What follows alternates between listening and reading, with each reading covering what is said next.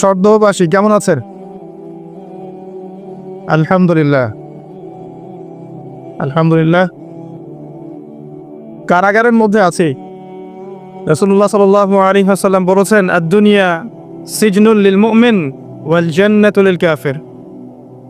এই দুনিয়াটা হচ্ছে মুমিনদের জন্য জেলখানা, কারাগার, এবং কাফেরদের জন্য এই দুনিয়াটা হচ্ছে জান্নাত।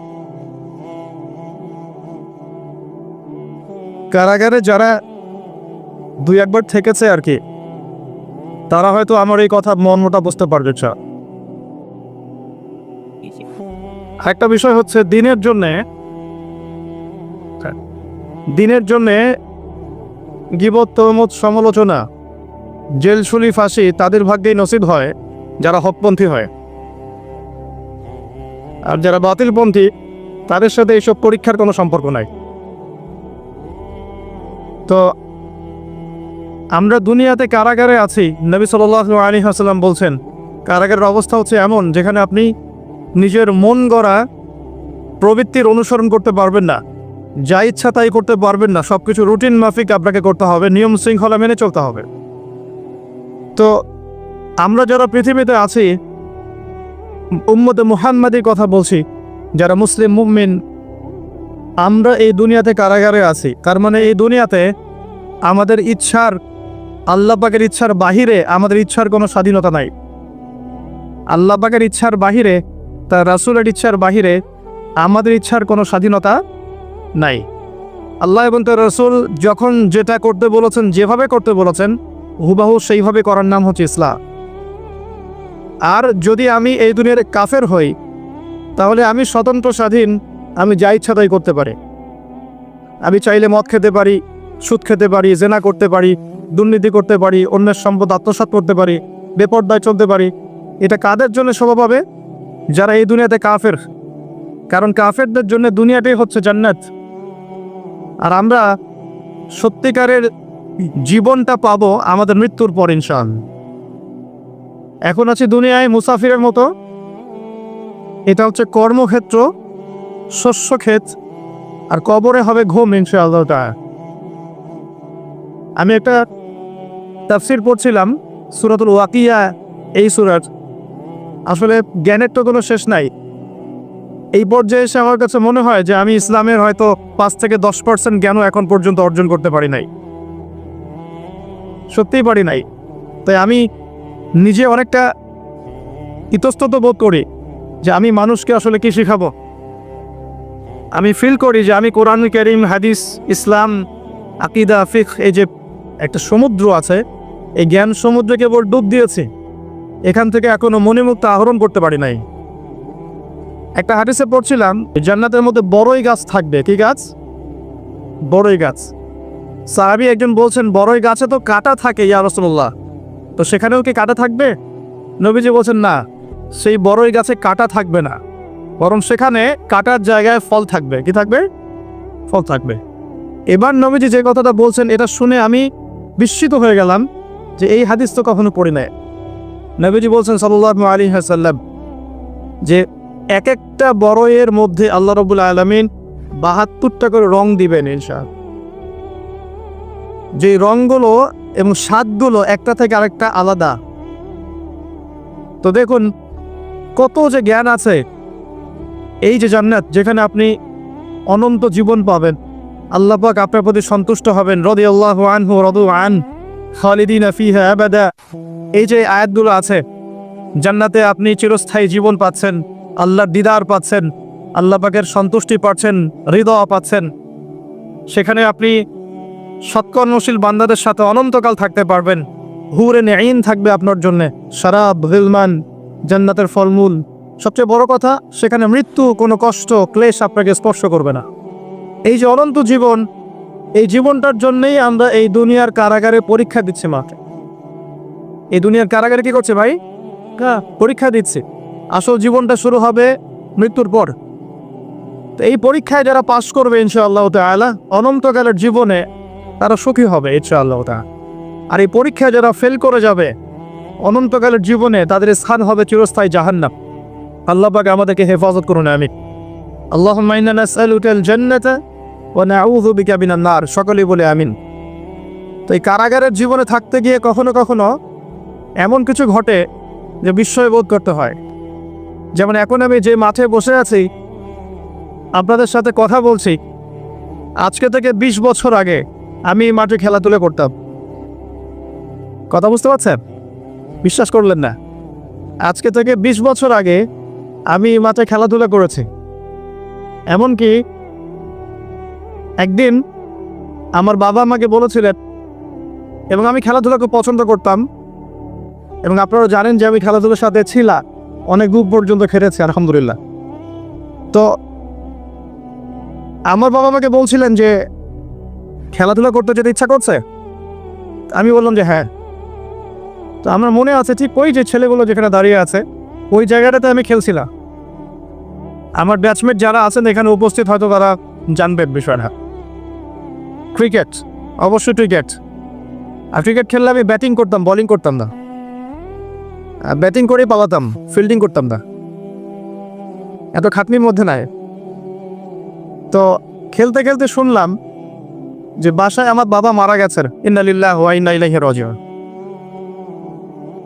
আমার বাবা আর মা এখানেই থাকতেন, ঠিক এই বাজারের সামনের বাসায়। এখানে আমার শৈশবটা কেটেছে। আমি আপনাদের এখানে পুলিশ একাডেমি শিশু শিক্ষালয় একটি স্কুল ছিল, এখন আছে কিনা আমি ঠিক জানি না। সেই স্কুলে আমি ক্লাস 1 ক্লাস 2 পর্যন্ত পড়েছিলাম। আমার শৈশবটার অনেকটা স্মৃতি এখানে জড়িত আছে। আর আজকে তাকদীরের কি লিখন যে সেই মাঠে বসে আমি আপনাদের সামনে দিনের ওয়াজ করছি। সুবহানাল্লাহ। আল্লাহ পাক কিভাবে মানুষের তাকদীর লিখে রাখেন। হয়তো সেদিন আল্লাহ পাক আসমানের উপর থেকে দেখছিলেন এই ছেলেটা যেখানে খেলছে আর 20টা বছর পর সে এখানে ওয়াজ করবে, তাই না? আল্লাহ পাক সব জানতেন না? দেখুন আমরা এখানে যারা উপস্থিত আছি, আমরা দোয়া করি আল্লাহ পাক সবাইকে জান্নাত দান করুন। তো আমরা যারা উপস্থিত আছি জান্নাতে যদি যাই ইনশাআল্লাহ, জান্নাতে যাওয়ার 1 কোটি বছর পরে আমরা কি করব আল্লাহ পাক এখনই সেটা জানেন না? আবার আল্লাহ না করুক কেউ যদি জাহান্নামে যায়, জাহান্নামে যাওয়ার 1 কোটি বছর পর সে কি শাস্তি ভোগ করবে আল্লাহ পাক এখনই সেটা জানেন। আল্লাহ রাব্বুল আলামিন এই সময়ের ঊর্ধ্বে, এটাই বলি আমরা আল্লাহু আকবার। আরো ঘটনা আছে, বলতে গেলে আজকে ওয়াজের সময় শেষ হয়ে যায়। আমার পাশে ওস্তাদকে দেখছেন, এই যে ছোট ছেলেটা তেলাওয়াত করে গেল কোরআন, তার চেয়েও ছোট বয়স আমার তখন 7 থেকে 8 বছর হবে। আমার পুরাণের হাতে খড়ি হয়েছে ওস্তাদ নজরুল হুজুরের কাছে। এটা আপনারা অনেকেই জানেন না। তো আলহামদুলিল্লাহ আমি এখনো খুশি যে আলহামদুলিল্লাহ হুজুর এখনো অনেক স্টুডেন্ট পড়ান মাশাআল্লাহ, এবং অনেকে তার স্টুডেন্ট আছেন এখানে। আমার পুরাণের হাতে খড়ি হয়েছে এখানে। এবং এরপরে আমার বাবা ইন্তেকাল করার পর আমরা চলে যাই এখান থেকে, সেখানে গিয়ে আমরা রংপুরে থাকা শুরু করি আর কি। এখন আমি ঢাকার বাসিন্দা। তাকদীর ঘুরছে কিভাবে। এরপরে আরও অনেক পড়াশোনা করতে হয়েছে, মাদ্রাসার সাবজেক্টগুলো পড়তে হয়েছে, ইউনিভার্সিটিস কভার করতে হয়েছে। বিগত প্রায় 10 বছর থেকে আমি মোটামুটিভাবে 14 থেকে 15 জন ওস্তাদ এর কাছে পড়েছি। 14 থেকে 15 জন। এই যে পড়ার পরে আমি মনে করছি যে আমি ইসলামের কিছুই জানি না। আমার কাছে এখন মনে হয় ইসলামের জ্ঞান এত গভীর, যার মধ্যে কেবল ডুব দিয়েছি আমি, কোনো মণিমুক্তাও তুলতে পারি নাই। আমি কিভাবে আপনাদেরকে মণিমুক্তা দিব? আর এই পথে চলার সময় দেখেছি যে বাস্তবতা আর কোরআন সুন্নাহ এক জিনিস নয়। বাস্তব চলছে একভাবে, কোরআন সুন্নাহ বলছে আরেকভাবে। বাস্তবতায় সুদ খাওয়া মানুষের কাছে ফরজ হয়ে গেছে, আর কোরআন সুন্নাহ বলছে সুদ খেলে আল্লাহ এবং তার রাসূলের সাথে যুদ্ধ করা হয়। বাস্তবতায় আমরা দেখছি যে প্রত্যেকটা ছেলে মেয়ে, অলমোস্ট এভরিবডি ফ্রিমিক্সিং জেনার সাথে জড়িত। আর কোরআন বলছে আমাদেরকে ওয়ালা তাকরাবু জিনা, জেনার কাছেও যেও না। তো কোরআন সুন্নাহর সাথে বাস্তবতার বিশাল ফারাক। কোরআন সুন্নাহ বলছে আল্লাহ পাকের জমিনে লা ইলাহা ইল্লাল্লাহ পতাকা উড়বে, কিন্তু আমরা দেখছি আল্লাহর এই বিশাল জমিন, পুরো পৃথিবীতে এখন কাফেরদের পতাকা উঠছে। কোরআন সুন্নাহ আল্লাহ পাক বলছেন যে পরিবারগুলো হতে হবে আদর্শ পরিবার, জান্নাতের টুকরার মতো। আর আমরা বাস্তবতা দেখছি, দেখুন অলমোস্ট এভরি পরিবারের মধ্যে ফাসাদ আর ফিতনা, মনে হচ্ছে একটা জাহান্নামের টুকরা হয়ে যাচ্ছে। আমরা কোরআন শুনে পাচ্ছি মেয়েদেরকে খাস পর্দায় থাকতে হবে, আর আমরা বাস্তবতা দেখছি মেয়েরা বেপর্দায় বাইরে বের হচ্ছে। কোরআন সুন্নাহ বলছে যে সবাইকে দ্বীনের জ্ঞান অর্জন করতে হবে ফরজ। তো বাস্তবতা দেখছি আমরা মানুষ কোরআনটাও বিশুদ্ধ করে তেলাওয়াত করতে পারছে না বেশিরভাগ মানুষ। কোরআন হাদিস বলছে সালাত যে ব্যক্তি ছেড়ে দেয়, মান তারাকা সালাতা মুতাআম্মিদান ফাকাদ কাফার, কেউ সালাত যদি ছেড়ে দেয় ইচ্ছা করে সে ব্যক্তি কুফরি করে। আর বাস্তবতা দেখছি 90% মুসলিমের দেশে বেশিরভাগ মুসলিম নামাজ পড়ে না। কোরআন সুন্নাহ বলছে যে আপনাকে যাকাত দিতে হবে, ব্যাস নিসার পরিমাণ সম্পদ হলে যাকাত দিতে হবে। কিন্তু আমরা বাস্তবতায় দেখছি আমরা দান সৎকার করতে রাজি, যাকাত দিতে রাজি নই। অনেক ফারাক। আমি চিন্তা শিখলাম যে দুনিয়া আর কোরআন সুন্নাহ একভাবে চলছে না। কোরআন এবং সুন্নাহ আমাদেরকে বলছে যে কোরআন সুন্নাহকে হাতে নিয়ে আমরা প্রায় 1250 বছর এই বিশ্বটাকে শাসন করেছিলাম। আর আজকে বিগত 200 থেকে 300 বছর আমরা দেখছি আমরা শাসিত, মানুষ আমাদেরকে উঠতে বললে উঠি, বসতে বললে বস। আল্লাহ পাক সুদকে হারাম করেছেন, সারা বিশ্বে এখন সুদ ভিত্তিক ব্যাংকিং সিস্টেম চলছে, সবখানে সুদি এনজিও চলছে। আল্লাহ পাক কোরআন সুন্নাহয় বলছেন মুহাম্মদুর রাসূলুল্লাহ, মুহাম্মদ সাল্লাল্লাহু আলাইহি ওয়াসাল্লাম সর্বশেষ রাসূল। আমরা দেখছি সমাজে এমন মানুষও বের হয়েছে বলছে মুহাম্মদ সাল্লাল্লাহু আলাইহি ওয়াসাল্লাম শেষ নবী নন, আরো নবী আসতে পারে। আউযুবিল্লাহ। আছে না এমন বলো? আছে। কত পার্থক্য কোরআন এবং সুন্নাহর সাথে বাস্তবতার। এটা এই কোরআন সুন্নাহর জ্ঞানে ডুব না দিলে আপনি বুঝতে পারবেন কত ফিতনা। আল্লাহ পাক বলেন ওয়া আতাসিমু বিহাবলিল্লাহি জামিআ, তোমরা একত্রিত থাকো, আল্লাহর রজ্জুটাকে শক্ত করে ধরো, ঐক্যবদ্ধ থাকো। বাস্তবে দেখছি ঐক্যের বালাই নাই আমাদের মধ্যে, ঐক্যের কোনো বালাই নাই। আমরা নিজেদের মধ্যেই, নিজেদের ঘরানার মধ্যেই শত শত দলে বিভক্ত হয়ে গেছে, আমাদের শক্তি হারিয়ে গেছে। তরুণ প্রজন্ম, আমরা বিকেলে ক্যাডেট কলেজে গিয়েছিলাম, আলহামদুলিল্লাহ। ও একটা প্রসঙ্গ মিস করেছি, একটু বলে নিই, পরে ভুলে যাব। আপনাদের প্রতি আমার রিকোয়েস্ট আছে, আমি আপনাদের সন্তান, এখানে আমি শৈশব কাটিয়েছি, আপনাদের প্রতি আমার হক আছে, ঠিক যেমন আমার প্রতি আপনাদের হক আছে। একটা কথা মাঝখানে ভুলে গেছে, আমার মাও এখানে পড়াশোনা করেছে। এই যে কলেজের মাঠে আমি লেকচার দিচ্ছি, এই কলেজ থেকে আমার মা ডিগ্রি পাস করেছে, বুঝতে পারছেন? অনেক স্মৃতি আছে। তো যাই হোক, আমি আপনাদের কাছে প্রত্যাশা করব যে আমরা চাই সারদাতে একটা উন্নত মানের যুগোপযোগী একটা মাদ্রাসা করতে। আপনারা কি সহযোগিতা করবেন? যদি আপনারা শ্রম দিয়ে, অর্থ দিয়ে, জায়গা দিয়ে, পরামর্শ দিয়ে সহযোগিতা করেন, আমার খুব ইচ্ছা আমি আমার ওস্তাদকে একটা মাদ্রাসা করে দেবো ইনশাআল্লাহ। আমার পক্ষে তো চালানো সম্ভবটা, কারণ আমি ব্যস্ত থাকি। আমার জীবনটা মুসাফিরের মতো, আজকে এখানে কালকে ওখানে। এই যে এখন এখানে বসে আছি, রাত 10টায় সময় দেওয়া আছে চাঁপাইনবাবগঞ্জ। এগুলো তো মানুষ বোঝে না। আর আপনাদেরকে কষ্ট দিয়ে তাদের মন রক্ষা করতে পারছি না, তাদেরকে কষ্ট দিয়ে আপনাদের মন রক্ষা করতে পারছি না। মানুষ বোঝে না যে আমরা কত কষ্টের উপরে থাকি। এই পথটা এত সহজ নয়। আমি নভেম্বর মাসে বাসা থেকে বের হয়েছি, এর মধ্যে কয়েকবার হয়তো বাসা যাওয়ার সুযোগ হয়েছে, এখন পর্যন্ত রাস্তাতেই সময় কাটছে। আজকে এখানে তো কালকে ওখানে, আবার আজকে রাত্রে চলে যেতে হবে ঢাকা, কালকে গাজীপুর প্রোগ্রাম। এভাবে চলবে মার্চ মাস পর্যন্ত। রমজান মাস আসলে আমি রিল্যাক্স, রমজান আসলে আমি শুকুর গুজার করি, আলহামদুলিল্লাহ রমজান আসছে, এখন বাসায় থাকতে পারবো। তো আমি এখানে থাকতে পারবো না, এই প্রতিষ্ঠান হয়তো আমি চালাতে পারবো না, কিন্তু আমি সিলেবাস, পরামর্শ, ফাইন্যান্স যা যা করার সব কিছু করে আমার ইচ্ছা আপনাদের এখানে একটা সবচেয়ে উন্নত মানের আধুনিক যুগোপযোগী একটা মাদ্রাসা প্রতিষ্ঠা করার। আপনারা কি সহযোগিতা করবেন? আল কোরআনের আলো, ইসলামে কোরআনের আলো হয়ে হয়ে যাও। আর আমি গতানুগতিক যে চিরায়ত সিস্টেম, এর বাইরে চিন্তা করতে চাই। যেমন আমরা শুধু এককেন্দ্রিক শিক্ষা শিখব না, আমাদেরকে জেনারেল এবং ইসলামিক উভমুখী শিক্ষা সমন্বয় করতে হবে। এই যুগে যদি কোরআন সুন্নাহকে কেন্দ্র করে বিশ্বকে শাসন করতে হয় বা বিশ্বকে চ্যালেঞ্জ করতে হয়, তাহলে এককেন্দ্রিক জ্ঞান যথেষ্ট নয়। আপনাকে জ্ঞানের ক্ষেত্রে ভার্সেটাইলিটি আনতে হবে। এবং আমি চেষ্টা করব ইনশাআল্লাহ একদম শুরু থেকেই, বাচ্চা থেকে যেন দাওরা পর্যন্ত প্রত্যেকটা ক্লাসে জেনারেল এবং ইসলামিক শিক্ষার একটা সমন্বয় থাকে। আল্লাহ পাক তৌফিক দান। আমি এবং আমার ইচ্ছা এই প্রতিষ্ঠানটার দায়িত্ব আমি আমার ওস্তাদকে দিয়ে দেবো ইনশাআল্লাহ। এটা হচ্ছে ছাত্র হিসাবে আমার ক্ষুদ্র একটা ঋণ পরিশোধের প্রচেষ্টা। আমি এখন আলহামদুলিল্লাহ কোরআনে অনেকটা অংশ মুখস্থ করেছে। যখন ওস্তাদ আমাকে পড়াতেন তখন আমি হাফেজ ছিলাম না, কিন্তু এখন আলহামদুলিল্লাহ আমার 84 বা 85টা সূরা মুখস্থ আছে আলহামদুলিল্লাহ। তখন আমার এটা ছিল না। তো এই যে সারা জীবন, এবং আমার কিন্তু স্টুডেন্ট আছে অনেক, এবং আমার কিছু প্রতিষ্ঠান গড়ে উঠেছে বাংলাদেশ আলহামদুলিল্লাহ, ঢাকাতে একটা, রংপুরে একটা, ইনশাআল্লাহ রাজশাহীতেও একটা হবে।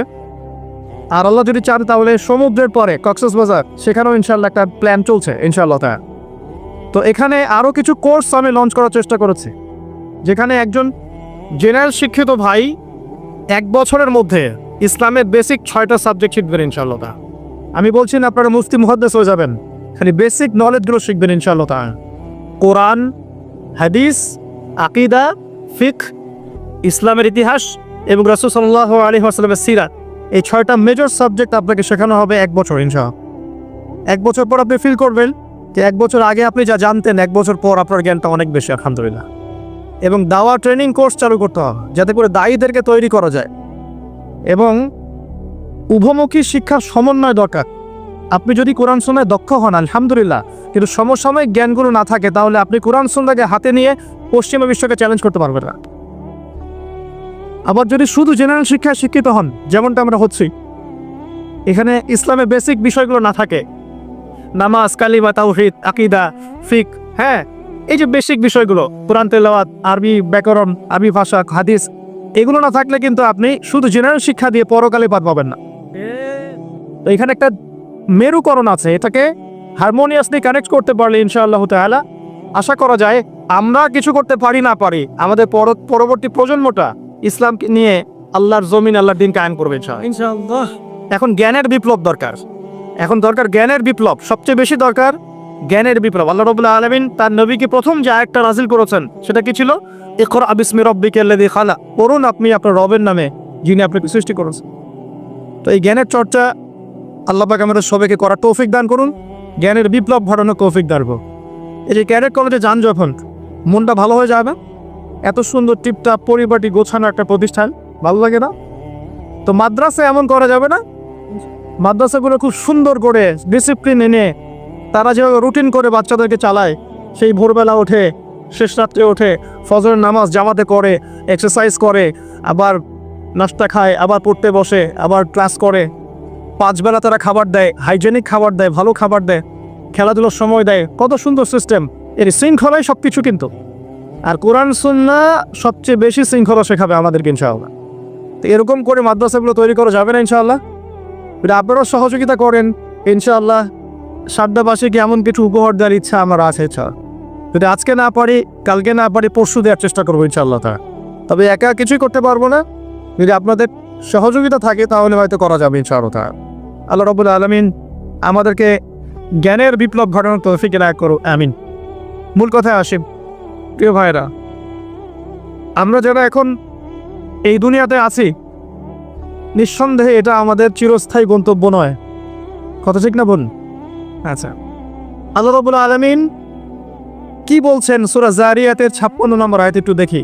আল্লাহ পাক বলছেন, বিসমিল্লাহির রহমানির রহিম, ওয়া মা খালাকতুল জিন্না ওয়াল ইনসা ইল্লা লিয়াবুদুন, আমি জিন জাতি এবং মানব জাতিকে শুধুমাত্র আমার ইবাদত করার জন্যই সৃষ্টি করেছি।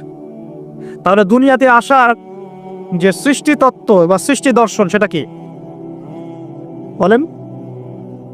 আল্লাহ পাকের ইবাদত করে, এটা হলো সৃষ্টি দর্শন। এই দুনিয়াতে আসার আমাদের সৃষ্টি দর্শনটা কি? ওয়া মা খালাকতুল জিন্না ওয়াল ইনসা ইল্লা লিয়াবুদুন, মানুষ আর জিনকে সৃষ্টি করেছি শুধু আমার ইবাদত করার জন্য। এখন অনেকে প্রশ্ন করতে পারে, তাহলে কি দুনিয়াবি কাজগুলো আমরা করব না? উত্তর হচ্ছে না, দুনিয়াবি কাজ আপনি করবেন, এবং দুনিয়াবি প্রতিটা কাজই আপনার ইবাদত বলে কাউন্ট হবে, গণ্য হবে, যদি আমি এই কাজগুলো একটা পদ্ধতি মেনে করি, সেটা হলো নবী সাল্লাল্লাহু আলাইহি ওয়াসাল্লামের সুন্নাত মেনে করি, বাস, দ্যাটস অল। রাত হয়েছে, ঘুমাবেন, ঘুমটা যদি নবীর সুন্নাহ মতো হয়, আপনি প্রত্যেক সেকেন্ডে নেকি পাবেন ইনশাআল্লাহ। ইস্তেনজা করবেন, ইস্তেনজাটা যদি নবীর সুন্নাহ মতো হয়, নেকি পাবেন ইনশাআল্লাহ। যদি আপনি খাবার খান, খাবার খাওয়াটাও যদি নবীর সুন্নাহ মতো হয়, নেকি পাবেন। এমনকি স্ত্রী সহবাসও যদি আপনি করেন নবীর সুন্নাহ মেনে, তো তারপরেও নেকি হবে। আর কি চাই বলেন? কাপড় চোপড় পরা, ওযু করা, গোসল করা, ব্যবসা বাণিজ্য, চাকরি বাকরি, আমাদের প্রফেশনগুলো যেগুলো আছে, দাওয়া, দিনের কাজ করা, দুনিয়ার কাজ করা, সব কিছুই ইবাদত হবে ইনশাআল্লাহ, যদি একটা সুন্নাহ আমরা মেনে চলি, সেটা হলো নবী সাল্লাল্লাহু আলাইহি ওয়াসাল্লামের আদর্শ এবং তরিকা ফলো করে। তার তরিকা বাদ দিয়ে অন্য কোনো তরিকাকে ফলো করা যাবে উত্তর হচ্ছে না। তার তরিকা বাদ দিয়ে অন্য কোনো তরিকা ফলো করা যাবে না। তবে সেই ব্যক্তির কথা নেওয়া যাবে যার কথা এবং কাজ রাসূল সাল্লাল্লাহু আলাইহি ওয়াসাল্লামের সাথে মিলে যায়। কোনো সমস্যা আছে? কিন্তু কোনো ব্যক্তি যত বড়ই হোক না কেন, তার কথা এবং কাজ যদি রাসূল সাল্লাল্লাহু আলাইহি ওয়াসাল্লামের সাথে না মিলে, তাহলে সেটা নেওয়া যাবে না। আল্লাহ পাক দুনিয়াতে পাঠিয়েছেন তার ইবাদত করার জন্য। আর ইবাদত মানে শুধু নামাজ, রোজা, হজ, যাকাতি নয়, বরং আপনার পারিবারিক জীবন থেকে শুরু করে অর্থনৈতিক জীবন, ব্যবসা বাণিজ্য এবং পলিটিক্যাল লাইফ সবকিছু ইবাদত ইনশাআল্লাহ, যদি আপনি নবীর তরিকা মতো করতে পারেন। এখন একটা প্রশ্ন আসবে, এই ইবাদতটা কি আমরা শুধু ব্যক্তি জীবনেই করব, ইবাদতের জীবনেই করব, না পুরো জীবনে করব? এখন এই দাওয়াতটার খুব বেশি প্রয়োজন। আমরা অনেকেই নামাজ পড়ি কিন্তু সুদো ভাই আছে না? নাই? অনেকে তাহাজ্জুদ পড়েন কিন্তু ঘুষ খান, আছেন না? অনেকে মাশাআল্লাহ দান সদকা করেন, ভালো কাজও করেন, আবার বেপরদায় চলেন, এমনটা আছে না? এখানে বুঝতে হবে যে ইবাদত মানে শুধুমাত্র নামাজ, রোজা, হজ, যাকাতি নয়, বরং ইবাদত মানে আপনার জীবনের প্রতিটা ক্ষেত্র ইবাদত ইনশাআল্লাহ। যখন আপনি নামাজ, রোজা, হজ, যাকাত করছেন, তাসবিহ, তাহলিল, জিকির, আজকার করছেন, এগুলো ইবাদত হচ্ছে আলহামদুলিল্লাহ। একই সাথে যখন আপনি ব্যবসায় আসবেন, তখন মাপে কম দেওয়া যাবে না, তখন পণ্যে ভেজাল দেওয়া যাবে না, তখন আপনি মিথ্যা কসম খেয়ে পণ্য বিক্রি করতে পারবেন না, তখন আপনি মজুত করতে পারবেন না, কৃত্রিম সংকট তৈরি করতে পারবেন না। এখানেও আপনাকে সুন্নাহ ফলো করতে হবে।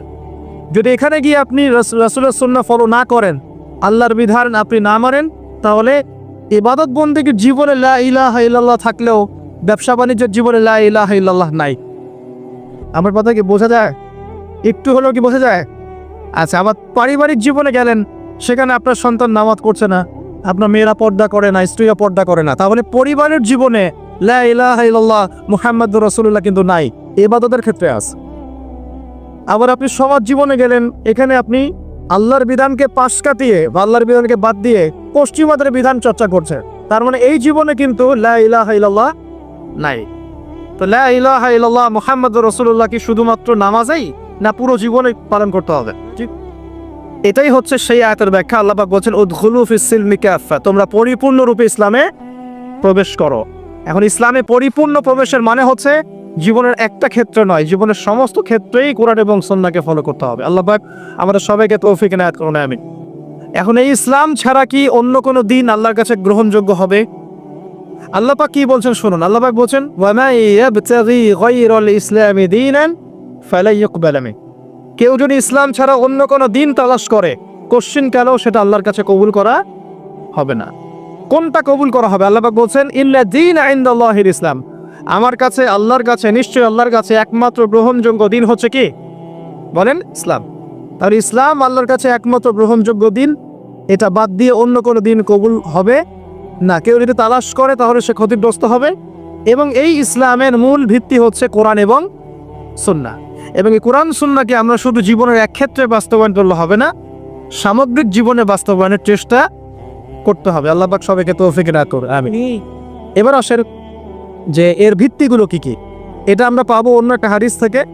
যখন জিবরাইল আলাইহিস সালাম সরাসরি মানুষের রূপ ধরে মানুষের সামনে এসে নবীকে জিজ্ঞাসা করছেন যে ইয়া মুহাম্মদ সাল্লাল্লাহু আলাইহি ওয়াসাল্লাম আখবিরনি আনি ইসলাম, আমাকে ইসলাম সম্পর্কে বলুন। নবী সাল্লাল্লাহু আলাইহি ওয়াসাল্লাম বলেন আল ইসলাম, ইসলাম হচ্ছে আন তাশহাদা আল্লা ইলাহা ইল্লাল্লাহ ওয়া আন্না মুহাম্মাদান আবদুহু ওয়া রাসূলুহু। ইসলামের প্রথম পিলার হচ্ছে তুমি সাক্ষ্য দিবে আল্লাহ ছাড়া কোনো মাবুদ নাই এবং মুহাম্মদ সাল্লাল্লাহু আলাইহি ওয়াসাল্লাম আল্লাহর বান্দা এবং রাসূল। 2 ওয়া আন তুকিমাস সালাত, তুমি সালাত কায়েম করবে। 3 ওয়া আন তুতিয়াজ যাকাত, তুমি যাকাত প্রদান করবে। 4 ওয়া তাসুম রমাদান, রমজান মাসে সওম রাখবে। হজ করবে যদি তোমার সামর্থ্য থাকে, সামর্থ্য না থাকলে নয়, সামর্থ্য থাকলে তুমি হজ করবে। এই 5টা হচ্ছে ইসলামের মৌলিক পিলার। কয়টা পিলার ভাই? 5টা। ইসলামের মৌলিক পিলার 5টা। ইমানের কয়টা? 6টা। মনে রাখবেন ইসলামের পিলার কয়টা? 5টা। ইমানের কয়টা?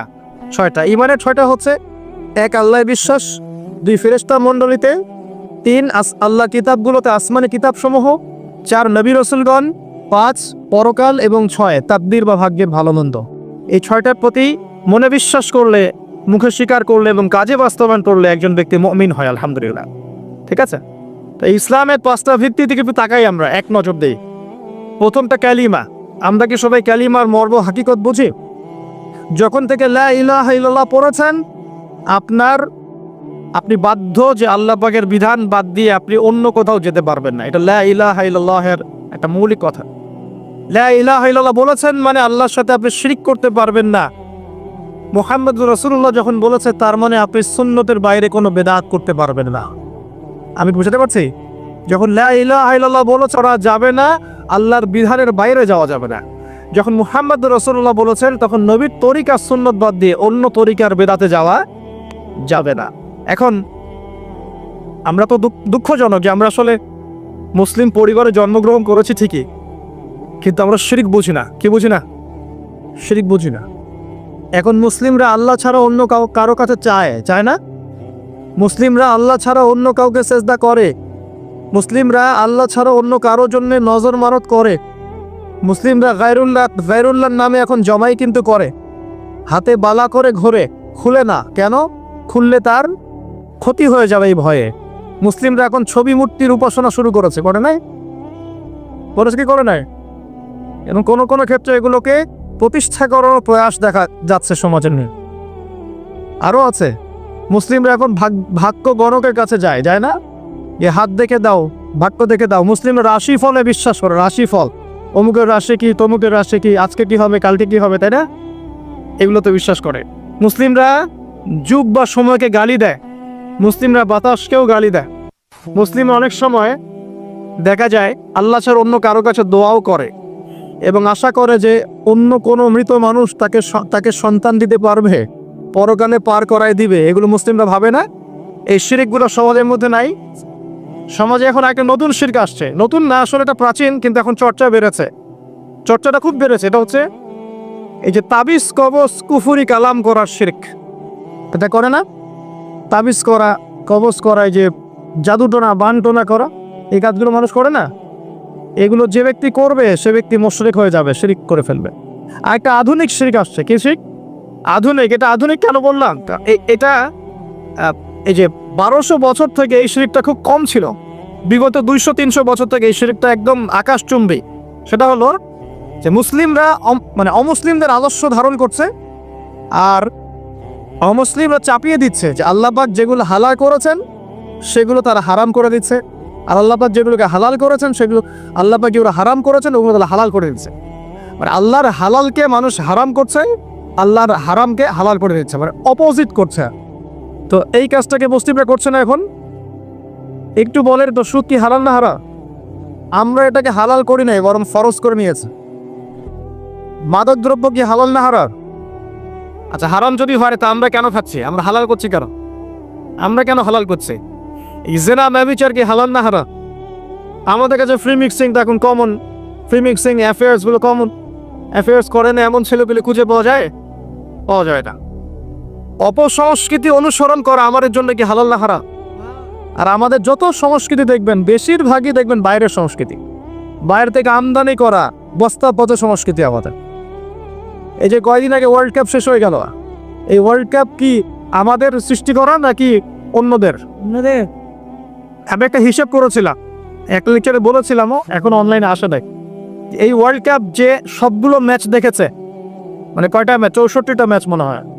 যতগুলো ম্যাচ যদি সবাই দেখে থাকে তাহলে এই 1.5 ঘন্টা করে হিসাব করলে সে তার পুরো হায়াতের 4 দিন নষ্ট করেছে। কয়দিন?